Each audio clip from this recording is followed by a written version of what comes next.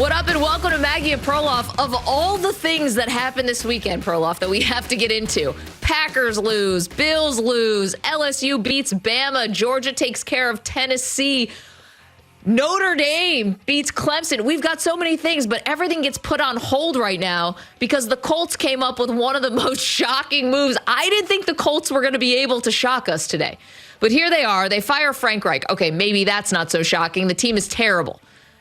But of all the people to make their interim head coach, did you have Jeff Saturday, the former offensive lineman and current broadcaster, anywhere near your bingo card on this one? Oh, how soon you forget. Friday afternoon, Maggie, you don't remember when I said if the Colts lose this weekend, the Patriots, they're going to hire Jeff Saturday?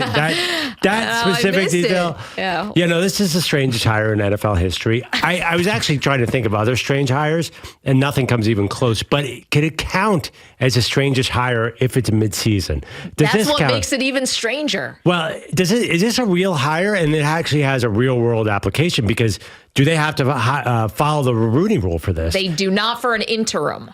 Are you sure? Yes, Pro Football Talk posted that Brian McCarthy, spokesperson from the NFL, said not for interim, but at the end of the season, when the Colts look for a full-time head coach, a real head coach, if you will, then they have to go to through the Rooney Rule. Okay, that's important. So maybe this isn't the weirdest hire of all time because it's just an interim. Maybe interim doesn't count. It definitely makes it weird.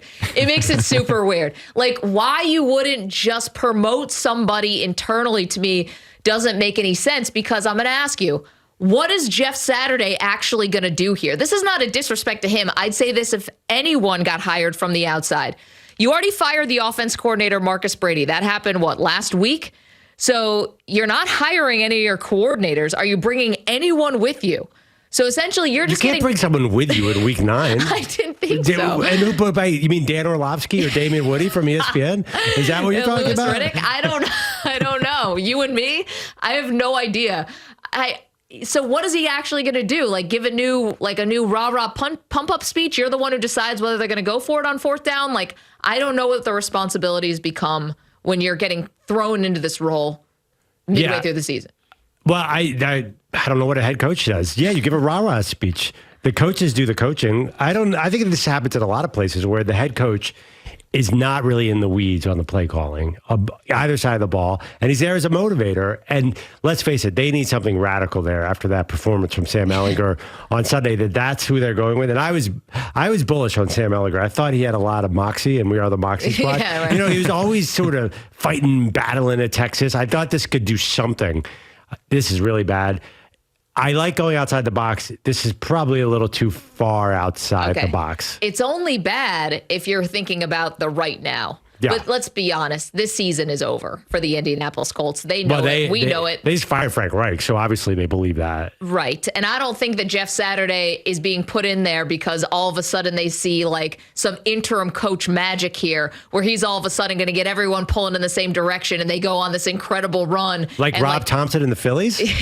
Yes, like Rob Thompson and your Phillies. Yes. Unfortunately for you, it didn't end great, but that was a thrill. That was a strange one. You rarely see an interim guy go all the way to the World Series like that. So maybe Jeff Saturday's the new Rob Thompson. Well, the equivalent would have been if they had fired Frank Reich after Game 3. This is after Week 9. It's not the same thing. The season is toast. But maybe, just maybe, this is the move to just go all in on the tank. I mean, we said it's about time. They need to find a new quarterback. That is obviously no truer words have ever been spoken. I don't even know who that quarterback would be. I don't know who you're tanking for. I don't have that answer. But I know there's going to be a lot of candidates. You're going to have to fight off a lot of teams. But the Colts are going for the number 1 overall pick. That's what I believe. It's going to be really tough. First of all, I think you're right. I don't think the number 1 pick is necessarily going to be a quarterback. But they're at 14 now, according to the wonderful website, tankathon.com. Yep. They have this tie sitting there. They're 3-5-1. First of all, they're 3-5-1. They're a half game out of the playoffs in the AFC. I don't quite know what's going on there. But you honestly think they can out-tank the Houston Texans, who are 1-6-1, or the Carolina Panthers, who are 2-7? Listen, I didn't think the Lions were going to beat the Packers, but crazy things happen, Perloff. But they need to catch up. They need to really tank hard here. And 3 wins and a tie, it's going to be tough, Maggie. I mean, maybe Jeff Saturday's up to it. But the other thing, too, is you're in the AFC South. It's hard. It's hard. I know. Well, it takes some work, some dedication. Jacksonville helped you. They're obviously not looking for a quarterback. But can I ask a question about Jeff Saturday? Yeah. I've seen him a lot on ESPN. I watched some of those shows he's on. Get Up. Yeah.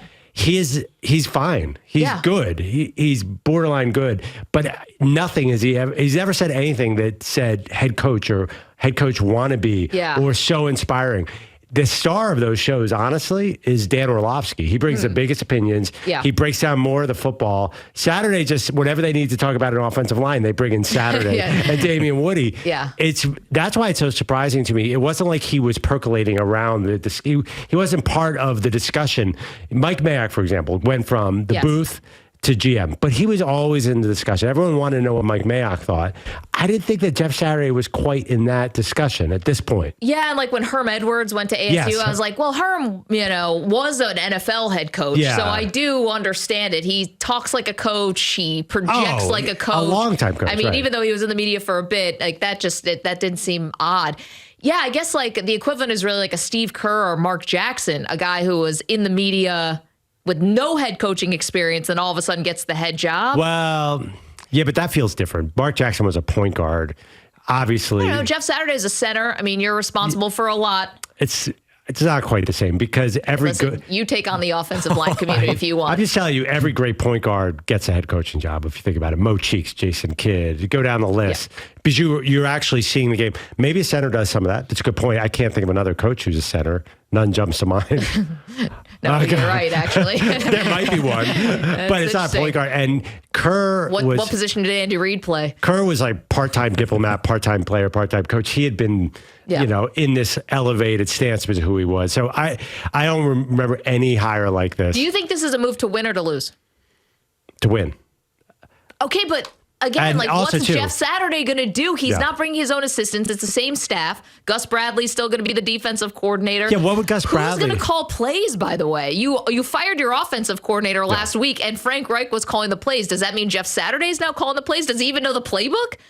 Are you going to ask Sam Ellinger to get a new playbook? He's in his second year in the NFL. I don't understand it. Well, there's got to be some other offensive coach there, right? Somebody. First of all, I can read you names off the website. You're not going to know who any of these people are. Give me somebody. There's got to be somebody in there. You want the offensive assistant coaches? First of all, keep in mind the Patriots have Matt Patricia and Joe Judge supposedly as offensive coordinator. So this is not unprecedented. This is not every team has a clear linear play caller like this. So go ahead. At least those guys were familiar with the playbook. Yeah. You got Clayton Adams as your tight ends coach. Familiar with his work? Yes, Clayton Adams. Every play would be a pass to the tight end. Which would be great. You got Brian Bratton, your offensive quality control. I saw, is he Melvin Bratton's son? Oh, I don't know. I'm not sure. He's got 10 years experience. The only person whose name you're going to recognize on this coaching list is a couple. John Fox, who's a senior defensive assistant, obviously. You're going to know the name Cato June. Obviously, everyone knows Cato. He's an assistant linebacker coach. I don't know if everybody knows him, but I remember him as a player. A lot of people know Cato June. Okay, Cato June is not exactly Brian Urlacher, but please go ahead. All right. Well, I mean, I don't know. Reggie Wayne is a wide receivers coach. 1 year experience. And Kevin Mawai's on there somewhere, right? I don't actually see him on the official Colts website. Oh, okay. I don't know where I got that from, but I thought I saw Kevin Mawai before. Oh, no, you're right. Kevin Mawai's right here. I'm sorry. Okay. Yes, assistant offensive line. How could I miss him? Sorry, Kevin. Yeah, no, those guys probably would have been a more logical choice, but this is not a time for logic. This was time for Jim Irsay to be bold. Also, he's getting a lot of brownie points, Jim Irsay, right now. It seems like he single-handedly got Daniel Snyder out of the NFL. Right. Oh, is this the move where now Jim Irsay's riding such a high because of the Daniel Jones maneuver? Okay, you might not love this. He could pull Jeff Saturday off the street? Yeah, you may not love this Jeff Saturday move, but if he got Daniel Snyder fired, would you say that he is the executive of the year, Jim Irsay? Yeah, he might actually be humanitarian of the year. I think we can go higher than that. We can give a Nobel Prize. Yeah, don't try and question the logic of Jim Irsay. You're just going to go to a place that you do not want to be, Maggie. I don't want to be in Jim Irsay's head. It's a bold call. I don't know what Jeff Saturday is going to do here. Like, again, like what is his job today? He walks in and says, guys, play better. Like, what is it? Is he going to put new plays in the playbook? Is he going to be a strategist? See, that's something that I think would be great. Not that Frank Reich was terrible at. I don't remember any huge boneheaded moves, but wasn't Frank Reich he went for it on fourth down all the time, right? Didn't Well, he run and into Doug Peterson both do. Right. Doesn't he ran into some problems this year? But regardless, that's not why he's fired. The team stinks. They don't have a quarterback. But I think it comes down to what is the job of a head coach? Are they more of a motivator or a strategist? And both. Well, I think some people, it's a spectrum. And I think some people fall more along the leadership motivator side. And that's where Saturday's going to have to land, clearly. Maybe he's a great strategist. I mean, don't maybe know. I can make a suggestion. Yeah. Why doesn't he bring in Peyton Manning to give a pregame speech next week? Why doesn't he bring in? So now it just becomes TED Talks? Like, what are you going to, now you just need your famous people? That's better than what was it? I don't know. You've already got Reggie Wayne on the staff. That's better than Gus Bradley. I know. I just say bring in Reggie Wayne, but he's already there. Marvin Harrison, you might not need to bring him in. Maybe not. A little trouble since his playing days. Yeah. Who else was on that team? Dwight Freeney. Dwight Freeney, Dallas Clark, who famously didn't wear gloves. I found that interesting. This is an interesting hire. I like outside the box in general. I get it. This makes no sense. I think it also brings up the question, if they had hired Josh McCown in Houston, I think we would have reacted in a similar way. Why are you hiring this guy? But at least he was a quarterback. Well, I would say at least that was going to be in the off season. That's the part of this to me. It's not that I'm necessarily against it. I'm just so confused by it because you're already mid-season to bring in an outsider. I know he's connected to the team and close to the team, but for all intents and purposes, he doesn't have a playbook, right? So to bring in somebody who doesn't have a playbook right now, to me, just seems like you're adding another layer of possible confusion or just, I just don't see how everyone's going to be a cohesive unit here when you bring the head coach in from yakety-yakking with Mike Greenberg and the rest of them to now being the head coach and maybe calling the plays. We love Greeny to death. He's been great to me in my career, but it seems like a steep curve. Yeah, I get what you're saying. I'm kind of playing devil's advocate here, but at least I get to try him out for half a season if they want to hire him next. Yeah, it's almost a high school coach in Georgia. Yeah, apparently. it was 20-16 as a high school coach. Is not good. Huh. But you get 6 months you get 8 games of this guy. You get to look at him, and maybe it's setting up for next year, which again seems like a workaround on the Rooney Rule to me. But it's better than it's not cool at all. What else is happening here? I get it. This doesn't make any sense, and it probably won't work. But they weren't headed anywhere else with this team. They weren't headed anywhere with Frank Reich. But to be honest, they weren't headed anywhere with Sam Ehlinger, Matt Ryan. None of this was going anywhere. So you might as well take a wild risk. What's the downside? I would say if you're gonna go former player, did Peyton not want to do it? Definitely not. I would tell you that. Do you think Peyton was going to leave Denver to go to Indianapolis to coach this team for 8 months? I think if anyone believes he could turn them around and walk in, I bet Peyton Manning would have a new playbook or somehow probably has a copy of the Colts playbook. Because he's Peyton Manning. He probably has a copy of everybody's playbook. He's not walking into a building unless he's the owner. There's no way Peyton Manning wants to coach this team.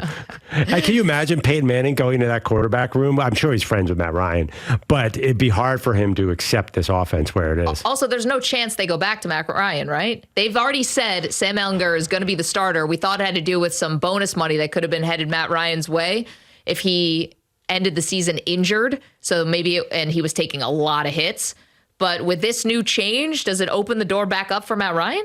I don't know. Nick Foles is also there. You have to remember that. So maybe he goes to Foles. Is Foles even on the sidelines during the games? I believe he is. I don't think I've ever seen him. I don't know. There was discussion about Nick Foles at some point. I thought that was just like a Frank Reich, brings in, a former Philadelphia Eagles. Well, everybody did like the irony of Nick Foles going in there and winning and replacing Carson Wentz. Of course. Yet again. That would have been rich. I don't know. Ehlinger didn't. I had high hopes for Ehlinger. I thought he was a gutsy kid. He did not look good on Sunday. Of course, that was against Bill Belichick. Yeah. Bill Belichick always makes young quarterbacks look silly. He actually could have won his first game. They kind of blew that game. I don't know what's going on here. It's the AFC South. Anything goes, Maggie. Man, what do you want me to tell you? I was impressed with the Titans last night. I know they lost in overtime to Kansas City, but I was impressed with the Titans last night. How do you even stay competitive in an NFL game when the quarterback is not throwing the ball and you basically have no wide receivers? It is like a magic trick. Well, How? And it's not even like it was a bad weather game. I'm watching that game, like just with my mouth open, just like, how are they leading? Yeah. With 2 minutes left to go in the fourth quarter. Mahomes had to pull out all the stops. First pass, 50-yard gain for Malik Willis. Then he had a beautiful back shoulder pass later in the game. Oh, I know. Collinsworth lost it on the back shoulder. That was all the Collinsworth when he's like, ooh. Like it comes from somewhere like deep in his gut. Then he ran for about 100 yards, and they took back about 60 of it on penalties, holding. So, that, by the way, that's all the throwing from Malik Willis. Those 2 throws was that was 100% of it. But he did look really good. The Titans, listen, the Chiefs should have won that game if they hit those field goals. Yeah. I'm not going to say the Titans blew that game because they were the inferior team. No, I know. But as somebody who bet the under, as Buckers just keeps missing field goals and extra points, I was like, is it my birthday? I can't believe it. Thank you for watching our video. Please like, comment, and subscribe. And if you want to see more videos like this, just hit the bell. Yeah, ring the bell. Just hit the bell.